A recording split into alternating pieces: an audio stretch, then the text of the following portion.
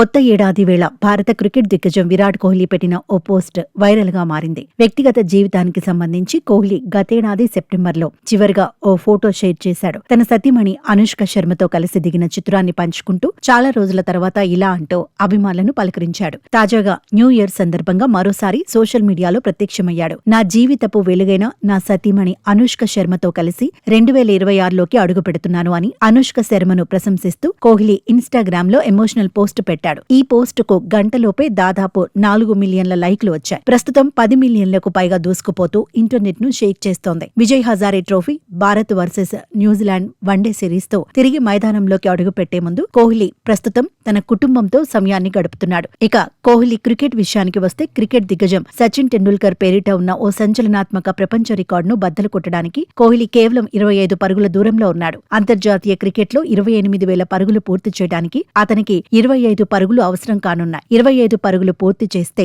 28,000 పరుగుల మైలురాయిని సాధించిన అత్యంత వేగవంతమైన క్రికెటర్గా కోహ్లీ నిలుస్తాడు.